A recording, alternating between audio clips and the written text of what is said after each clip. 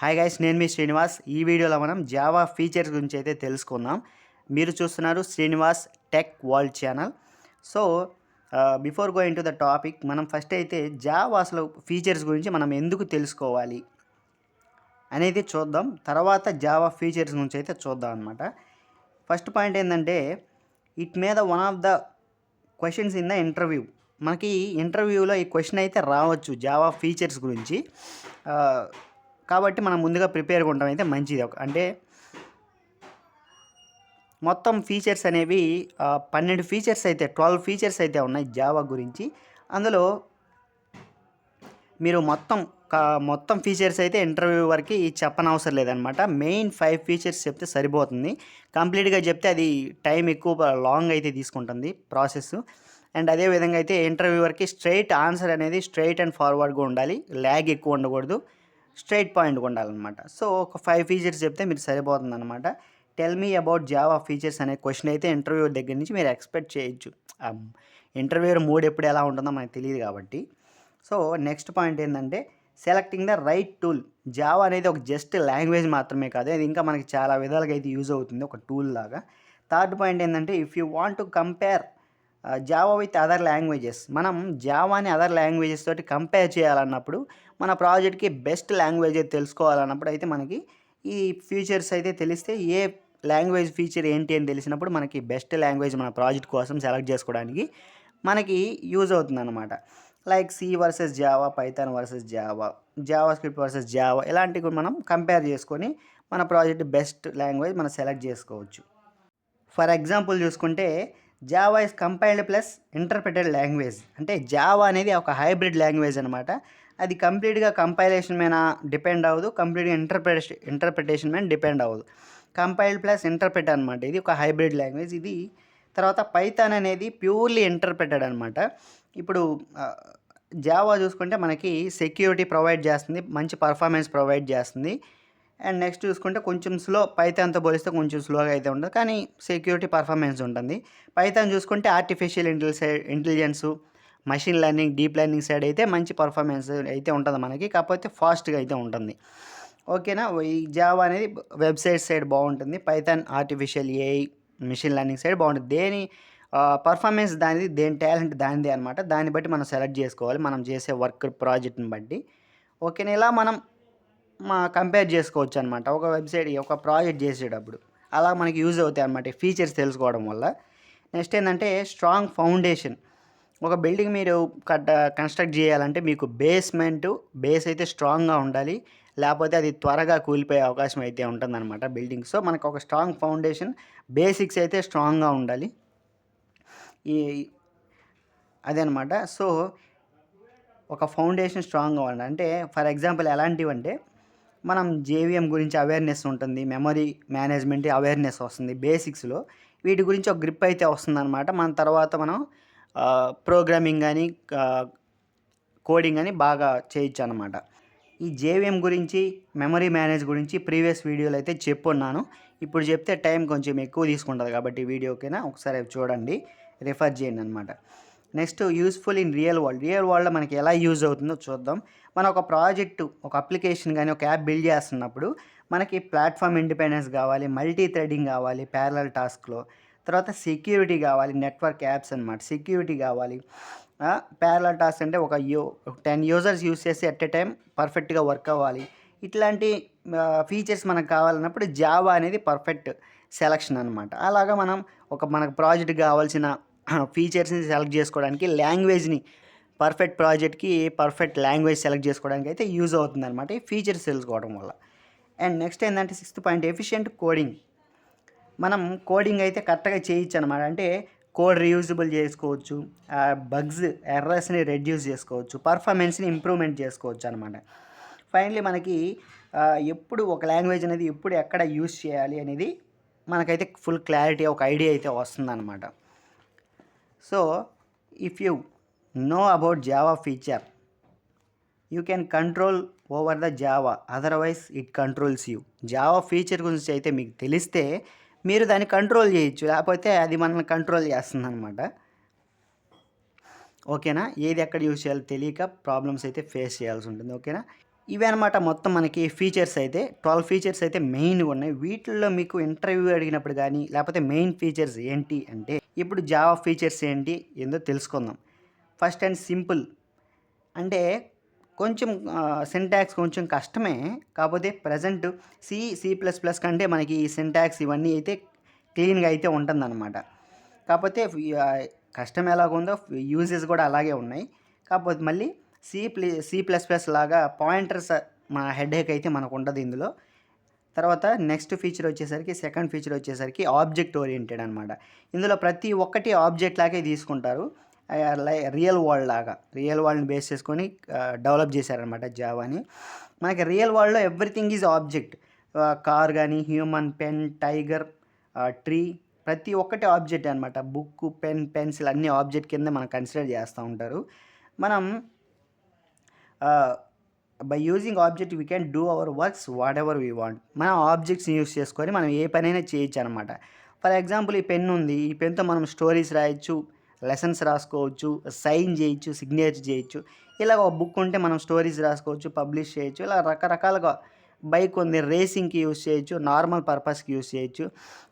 మనం ట్రావెలింగ్‌కి యూజ్ చేసుకోవచ్చు, మనం మనీ సంపాదించడానికి వేరే వాళ్ళని డ్రాప్ చేయొచ్చు. అలాగనమాట. ఒక ఆబ్జెక్ట్‌ని యూజ్ చేసుకొని మనం మనకు కావాల్సిన వర్క్ అయితే చేయొచ్చు. ఇలాగే జావాలో కూడా ఒక ఆబ్జెక్ట్‌ని యూజ్ చేసుకొని మనం కావాల్సిన వర్క్ అయితే మనం చేసుకోవచ్చనమాట. అది. ఈ ఆబ్జెక్ట్ ఓరియెంటెడ్ టాపిక్ వచ్చినప్పుడు మనకు కంప్లీట్ కాన్సెప్ట్స్ అన్నీ చెప్తాను. ఇంకా strong base in oops concepts అనమాట. మనకి ఊప్స్ కాన్సెప్ట్‌లో ఈ బేసిక్స్‌లో అన్నీ అయితే మనకి కాన్సెప్ట్స్ అయితే మనకు ఒక అవేర్‌నెస్ వస్తుంది. క్లాస్ అనమాట. Class, object, inheritance, polymorphism, encapsulation, abstraction ఇలాగా. క్లాస్ అంటే బ్లూ ప్రింట్స్ ఫర్ ఆబ్జెక్ట్స్. ఆబ్జెక్ట్స్‌కి ఒక బ్లూ ప్రింట్ లాగా వర్క్ అవుతుంది క్లాస్. ఓకేనా? ఆ ఆబ్జెక్ట్ ఓరియెంటెడ్ టాపిక్ వచ్చినప్పుడు నేను కంప్లీట్ నీట్‌గా క్లారిటీగా ఎక్స్‌ప్లెయిన్ చేస్తాను. ఓకేనా? ఇంకా థర్డ్ ఫీచర్ వచ్చేసి మనకేంటంటే ప్లాట్‌ఫార్మ్ ఇండిపెండెన్స్ అనమాట. రైట్ వన్స్ రన్ ఎనీవేర్ అనే ఫీచర్ దీనికైతే ఉంటుందన్నమాట. అంటే మనం ఒక్కసారి ప్రోగ్రామ్ రాస్తే మనం ఏ ఆపరేటింగ్ సిస్టమ్‌లో అయినా మనం రన్ చేసుకోవచ్చు. It is run in JVM Java virtual machine by creating byte code అనమాట. మనం బైట్ కోడ్ క్రియేట్ చేస్తే ఆ బైట్ కోడ్ అనేది జేవీఎంలో ఏ జేవీఎంలో అయినా రన్ అవుతుందన్నమాట. విండోస్‌లో, లైనక్స్‌లో, మ్యాక్ ఓఎస్‌లో అన్నిట్లో జేవీఎం ఉంటుంది. ఈ బైట్ కోడ్‌ని తీసుకొచ్చి మనం ఏ ప్లాట్‌ఫామ్‌లో రన్ చేసినా గానీ మనకి రన్ అవుతుందనమాట. దీని గురించి జేవీఎం గురించి, బైట్ కోడ్ గురించి ప్రీవియస్ వీడియోస్ అయితే చేస్తున్నాను క్లారిటీగా. ఒక్కసారి అయితే చెక్ చేయండి మన ఛానల్‌లో. ఓకేనా? ఇంకా if OS changes there is no need to rewrite the code for every OS. ప్రతి డిఫరెంట్ ఓఎస్‌కి ఆపరేటింగ్ సిస్టమ్స్‌కి లైనక్స్, విండోస్, మ్యాక్ ఓఎస్ లాగా మనం డిఫరెంట్ కోడ్ అయితే రాయనవసరం లేదు. ఒక్కసారి రాస్తే అన్నిట్లో రన్ అవుతుందనమాట. ఓకేనా? అది ప్లాట్‌ఫార్మ్ ఇండిపెండెన్స్ అంటే. ఇంక నెక్స్ట్ వచ్చేసి సెక్యూరిటీ. మనకి హై సెక్యూరిటీ అయితే ప్రొవైడ్ చేస్తుంది జావా అనేది. మనకి మెమొరీకి, మన డేటాకి డైరెక్ట్ యాక్సెస్ అయితే ఇవ్వదు. పాయింటర్స్ లాగా. ఓకేనా? ఇది శాండ్ బాక్స్ అనే ఎన్వైర్న్మెంట్‌ని బేస్ చేసుకొని అయితే రన్ అవుతుందనమాట. డైరెక్ట్ యాక్సెస్ ఇవ్వదు మోడిఫై చేయడానికి. ఇంకా ఆ శాండ్ బాక్స్ ఎన్వైర్న్మెంట్ ఏందంటే ఇందులో మనకి ఏదన్నా అన్‌ట్రస్టెడ్, సస్పీషియస్ కోడ్ ఏదన్నా ఉంటే అనుమానాస్పదమైంది అది ఫస్ట్ ఆ ఎన్వైర్న్మెంట్‌లో రన్ చేసి ప్రాబ్లమ్ లేదు అంటేనే నెక్స్ట్ స్టెప్‌కి మనకి అలౌ ఇస్తదనమాట. అంటే ఇక్కడ మనం ఈ శాండ్ బాక్స్ ఎన్వైర్న్మెంట్‌లో ఫైల్స్‌ని యాక్సెస్ చేయలేం పీసీ నుంచి. ఓఎస్‌ని మోడిఫై చేయలేం. నెట్వర్క్‌తో ఇంటర్నెట్ తోటి ఫ్రీగా టాక్ చేయలేమనమాట. సిస్టమ్ అయితే క్రాష్ అవ్వకుండా అయితే ఉంటుంది. ఓకేనా? అంత సెక్యూరిటీ అయితే మనకు ప్రొవైడ్ చేస్తుందనమాట. అదొక ఫీచర్. నెక్స్ట్ రోబస్ట్ అనమాట. రోబస్ట్ అంటే ఎర్రర్ ఫ్రీ. ఎర్రర్స్‌ని తక్కువ చేయడానికి ఈ ఫీచర్ అయితే ఒకటుందనమాట. Failure minimization system. Error handling చేస్తుంది. మ్యాక్సిమం అదే హ్యాండిల్ చేస్తది చిన్న చిన్న ఎర్రర్స్‌ని. మెమరీ మేనేజ్ చేస్తది. ఏదైనా ఎక్స్ట్రా మెమరీ అన్‌యూజ్డ్ మెమరీ ఏదన్నా ఉన్నా, మనం యూజ్ చేయకుండా ఉన్న మెమరీ ఏదన్నా ఉన్నా అదే ఆటోమేటిక్‌గా డిలీట్ చేస్తది. అండ్ నెక్స్ట్ ఏందంటే అప్లికేషన్ స్మూత్‌గా రన్ అయ్యేటట్లు చేస్తుంది. క్రాష్ అవ్వకుండా అయితే చేస్తుందనమాట. మెమరీని మనకి స్పేస్ ఖాళీనిచ్చి. ఓకేనా? అది. తర్వాత సిక్స్త్ ఫీచర్ వచ్చేసరికి ఆర్కిటెక్చర్ న్యూట్రల్. అంటే ఒక బైట్ కోడ్ క్రియేట్ చేస్తుంది కదా హై లెవెల్ నుంచి. ఆ బైట్ కోడ్ అనేది అన్ని ప్లాట్‌ఫామ్స్‌లో అయితే రన్ అయిద్దనమాట.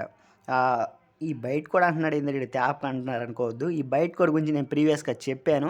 ప్రీవియస్‌గా చెప్పని గురించి వాటైతే నేను మాట్లాడను మ్యాక్సిమం. ఏదన్నా మీకు డౌట్ ఉంటే కామెంట్ చేయండి. ఓకేనా?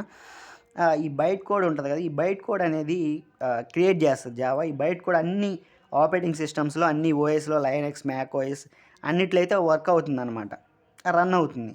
ఇది no dependency on system architecture like 32 bit 64 bit అనమాట. ఇలాగ ఒక 32 బిట్, ఒక 64 బిట్లోనే రన్ అవుతాను అని అయితే ఏముండదు. సిస్టమ్ డిపెండెన్సీ, ఆర్కిటెక్చర్ డిపెండెన్సీ అయితే ఉండదన్నమాట. ఓకేనా, ఆర్కిటెక్చర్ న్యూట్రల్, అది 32 బిట్ 64 బిట్ అయితే ఉండదు, అన్నిట్లో రన్ అవుతుంది. ఇంకా నెక్స్ట్ ఫీచర్ ఏంటంటే పోర్టబిలిటీ అనమాట. పోర్టబుల్, ఇది పోర్టబుల్గా అయితే ఉంటుందంటే హ్యావింగ్ జేవిఎం, ప్రతి జావాకి జేవిఎం అయితే ఉంటుందన్నమాట ఇన్బిల్ట్గా. We can run Java code in any platform, మనం ఏ ప్లాట్ఫామ్ అయినా రన్ చేయొచ్చు అనమాట. పోర్టబుల్గా ఒక కోడ్ రాసిన తర్వాత ఆ కోడ్ని మనం ఎవరికైనా షేర్ చేసి, ఆ ఓఎస్ వాళ్ళది ఏదైనా షేర్ చేసి, బైట్ కోడ్ షేర్ చేయాలి. ఆ బైట్ కోడ్ షేర్ చేసి మనం ఏ ఆపరేటింగ్ సిస్టంలో అయినా రన్ చేసుకోవచ్చు అనమాట. By transforming compiled code in any machine we can run. చెప్పాను కదా, కంపైల్ చేసిన తర్వాత బైట్ కోడ్ వస్తుంది. ఆ బైట్ కోడ్ని మనం ఏ ఓఎస్ వాళ్ళకైనా ఎవరికైనా షేర్ చేసి మనం రన్ చేసుకోవచ్చు ప్రాజెక్టు. ఓకేనా, తర్వాత అదే పోర్టబుల్ అంటారు దాన్ని, ఎక్కడైనా మనం రన్ చేసుకోవచ్చు కాబట్టి. తర్వాత 8th ఫీచర్ వచ్చేసరికి హై పర్ఫార్మెన్స్. మనకి హై పర్ఫార్మెన్స్ అయితే మనకి ఇస్తుంది అనమాట. అంటే మన స్పీడ్ని ఇంక్రీజ్ చేసుకోవచ్చు ఈ బైట్ కోడ్ ద్వారా.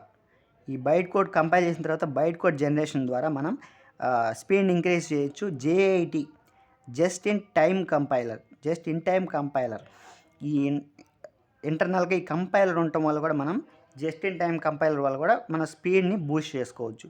But not much faster than C. అంటే సి కంటే అంత ఫాస్ట్గా అయితే ఇది వర్క్ చేయదు, ఎందుకంటే సి డైరెక్ట్గా హార్డ్వేర్ తోటి, మెమరీ తోటి డైరెక్ట్ కనెక్షన్స్ అయితే ఉంటాయి సీకి అనేది.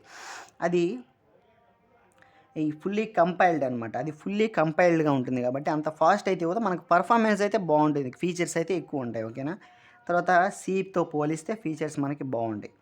Next but Java is partly compiled, fully compiled అయితే కాదు, పార్ట్లీ కంపైల్డ్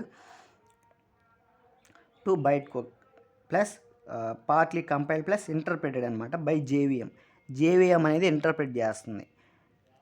ప్లస్ జావా అనేది కంపైల్ చేస్తుంది అనమాట. ఓకేనా, బైట్ కోడ్ని ఇస్తుంది కంపైల్ చేసి. సో హైబ్రిడ్ లాంగ్వేజ్ అనమాట. సో వీటిని బేస్ చేసుకొని మనకి హై పర్ఫార్మెన్స్ అయితే వస్తుంది. ఓకేనా, so Java is faster than pure interpreted ఉన్న కంటే జావా అనేది ఫాస్ట్గా ఉంటుందంట. ఓకేనా, నెక్స్ట్ 9th ఫీచర్ ఏంటంటే డిస్ట్రిబ్యూటెడ్. 9th ఫీచర్ వచ్చేసి డిస్ట్రిబ్యూటెడ్ అనమాట. We can create network based applications easily. అంటే ఇంటర్నెట్ని యూజ్ చేసి అనమాట, వెబ్ అప్లికేషన్స్ కానీ ఇలాంటివి ఇంటర్నెట్ని యూజ్ చేసుకొని అప్లికేషన్స్ డెవలప్ చేసే దాంట్లో ఈజీగా అయితే మనకు ఉంటుందన్నమాట. తర్వాత remote servers, file sharing, messaging, these are built easily by using built in classes. ఇన్బిల్ట్గా మనకు కొన్ని క్లాసెస్ వస్తాయి, వాటి ద్వారా మనం రిమోట్ సర్వర్స్ అంటే మన సిస్టంలో సర్వర్ కాకుండా ఎక్కడ సర్వర్ అయినా యాక్సెస్ చేయొచ్చు, ఫైల్ని షేర్ చేయొచ్చు, మెసేజింగ్స్ ఎక్కడ ఉన్నా చేయొచ్చు అనమాట. ఈ ఫీచర్స్ అన్నీ మనకి బిల్ట్ ఇన్గా జావాలో అయితే వస్తాయి. కొన్ని క్లాసెస్ యూస్ చేసి మనం బిల్డ్ చేసుకోవచ్చు. ఇలాంటి ఫీచర్స్ కూడా ఉన్నాయి అన్నమాట. అండ్ 10th ఫీచర్ వచ్చేసి మల్టీ థ్రెడింగ్ అంటే we can run multiple tasks, వాటిని థ్రెడ్స్ అంటారు, ప్యారలల్లీ ఇన్ సింగిల్ ప్రోగ్రామ్. ఒక ప్రోగ్రామ్ అయినా మనం మల్టిపుల్ టాస్క్ అనమాట, మల్టిపుల్ టైమ్స్ అనేవి ఒకే టైంలో అట్ ఏ టైం మనం రన్ చేసుకోవచ్చు. సింగిల్ ప్రోగ్రామ్ని ఒకే టైంలో చాలాసార్లు మనం రన్ చేసుకోవచ్చు అనమాట, మల్టిపుల్ టాస్క్స్ కోసం ఒక ప్రోగ్రామ్ని. ఫర్ ఎగ్జాంపుల్ తీసుకుంటే in a website multiple users can use at same time. ఒక వెబ్సైట్ని మల్టిపుల్ యూజర్స్ అనమాట, చాలామంది ఒకే టైంలో యాక్సెస్ చేయగలుగుతారు, ఎటువంటి ల్యాగ్, స్లో పర్ఫార్మెన్స్ అయితే లేకుండా. ఓకేనా, అది మల్టీ థ్రెడింగ్ అనమాట. ఒకే టైంలో మల్టిపుల్ టాస్క్స్ చేయడమే మల్టీ థ్రెడెడ్. ఓకేనా, అది ఒక ఫీచర్. నెక్స్ట్ ఫీచర్ వచ్చేసరికి dynamic. Java can dynamically loaded classes at run time. అది రన్ చేసేటప్పుడు దానికి కావాల్సిన క్లాసెస్ని ఆటోమేటికల్గా లోడ్ చేసి యాక్సెస్ చేసుకుంటుంది అవసరమైనప్పుడు. ఓకేనా, next we can load new classes or modules in code execution టైంలో అది కొత్త క్లాసెస్ని, మాడ్యూల్స్ని లోడ్ చేసుకుంటుంది ఆటోమేటిక్గా, డైనమికల్గా మనం చెప్పకుండానే. ఓకేనా, ఏ కోడ్ రాయకుండా ఆటోమేటిక్గా కావాల్సినవి లోడ్ చేసుకుంటుంది, యాక్సెస్ చేసుకుంటుంది. అది ఒక డైనమికాలిటీ ఫీచర్ అనమాట. ఓకేనా, ఇంకా 12th ఫీచర్ వచ్చేసరికి ఇంటర్ప్రిటెడ్ ప్లస్ కంపైల్డ్. ఇది ఒక హైబ్రిడ్ లాంగ్వేజ్ అని చెప్పాను కదా, ఇంటర్ప్రిట్ చేస్తుంది ప్లస్ కంపైల్ కూడా చేస్తుంది అనమాట. Java is a hybrid language, that is first Java is compile. First Java కోడ్ని ప్రోగ్రామ్ని కంపైల్ చేసి మనకి బైట్ కోడ్ అయితే ఇస్తుంది. తర్వాత దెన్ జేవిఎం ఇంటర్ప్రిట్స్ ఇట్. తర్వాత జేవిఎం దాన్ని ఇంటర్ప్రిట్ చేస్తుంది ఆ బైట్ కోడ్ని. ఓకేనా, లైన్ బై లైన్ చెక్ చేస్తుంది. ఫస్ట్ జావా అనేది కంపైల్ చేసి ప్రోగ్రామ్ మొత్తాన్ని రీడ్ చేసి ఒక బైట్ కోడ్ ఇస్తుంది, ఎర్రర్స్ ఏమైనా ఉంటే చెప్తుంది. తర్వాత జేవిఎం దాన్ని లైన్ బై లైన్ చెక్ చేసి దాన్ని ఎగ్జిక్యూట్ చేస్తుంది. తర్వాత ఈ hybrid from this hybrid model we can get the speed and flexibility. మనం ఈ హైబ్రిడ్ మోడల్ ద్వారా స్పీడ్ని అచీవ్ చేయొచ్చు అండ్ ఫ్లెక్సిబిలిటీ, మనకు కావాల్సిన నీడ్కి తగ్గట్టుగా మనం ఫ్లెక్సిబుల్ చేసుకోవచ్చు అనమాట. అది ఫ్లెక్సిబుల్ ఇంటర్ప్రిట్, అదొక మనకి ఫీచర్. ఓకేనా, లాస్ట్ ఫీచర్ ఏంటంటే రిచ్ స్టాండర్డ్ లైబ్రరీ. ఇది ఫీచర్ అంత చెప్పుకోదగ్గర కాకపోయినా మీకు ఫీచర్ లాగా అయితే చెప్తాను అనమాట. Rich standard library. Java provides many built in tools for task like database, networking and graphics అనమాట. ఈ డేటాబేసెస్కి, నెట్వర్కింగ్కి, గ్రాఫిక్స్కి జావాలో చాలా టూల్స్ అయితే ఉన్నాయి, బిల్ట్ ఇన్ టూల్స్. అది దీనికి ఒక మంచి బలం అనమాట, మనం ఎక్కువ యూజ్ చేయడానికి. ఈ ఫీచర్స్ వలన జావా మనకి స్ట్రాంగ్ చాయిస్ అయింది. యాప్స్కి, గేమ్స్కి, వెబ్ సర్వీసెస్కి, వెబ్ డెవలప్మెంట్కి అండ్ ఆండ్రాయిడ్ డెవలప్మెంట్కి ఇది ఒక ఎక్కువ ప్రిఫరెన్స్ ఇచ్చే ఒక లాంగ్వేజ్గా ఎదగటానికి ఈ ఫీచర్స్ అన్నీ కారణం అనమాట. ఓకేనా, మొత్తం అయితే చెప్పాను అనమాట. ఇప్పుడు ఇవి అనమాట మొత్తం మనకి ఫీచర్స్ అయితే 12 ఫీచర్స్ అయితే మెయిన్గా ఉన్నాయి. వీటిల్లో మీకు ఇంటర్వ్యూ అడిగినప్పుడు కానీ లేకపోతే మెయిన్ ఫీచర్స్ ఏంటి అంటే ఆబ్జెక్ట్ ఓరియంటెడ్ ఒకటి, తర్వాత ప్లాట్ఫామ్ ఇండిపెండెంట్, సెక్యూరిటీ ఒకటి, తర్వాత పోర్టబుల్ ఒకటి, తర్వాత మల్టీ థ్రెడెడ్. ఓకేనా, మల్టీ థ్రెడెడ్ ఒకటి, ఇంకా ఇంకేం చెప్పుకోవచ్చు అంటే డిస్ట్రిబ్యూటెడ్ ఒకటి, ఇంకా హై పర్ఫార్మెన్స్ కూడా చెప్పచ్చు, అది తర్వాత మీ ఆప్షనల్ అనమాట. హై పర్ఫార్మెన్స్ ఒకటి, ఇంకా నెక్స్ట్ డైనమిక్. ఈ ఫీచర్స్ మీరు మ్యాక్సిమం చెప్తే సరిపోతుంది అనమాట. ఈ మోర్ దెన్ ఎనఫ్. ఈ ఫీచర్స్ వరకు ఇంటర్వ్యూలో చెప్తే మీకు సరిపోతుంది, ఇంకా అవసరం లేదు. వీటి గురించి తెలుసుకొని వెళ్ళండి. అడిగినప్పుడు మీరు ఫీచర్స్ అయితే చెప్పండి, వాళ్ళు ఏదైనా ఇంకొంచెం ఎక్స్ప్లెనేషన్ కానీ ఇంకా దేని గురించి అడిగితే చెప్పేటట్లుగా ప్రిపేర్ అయ్యి వెళ్ళండి. ఓకేనా, థ్యాంక్స్ ఫర్ వాచింగ్. మీరు సబ్స్క్రైబ్ చేసుకోండి ఇలాంటి జావా కంటెంట్ కోసం. మీ ఫ్రెండ్స్కి, టెక్ ఫ్రెండ్స్కి షేర్ చేయండి. Thanks for watching. Please like, share and subscribe. Thank you.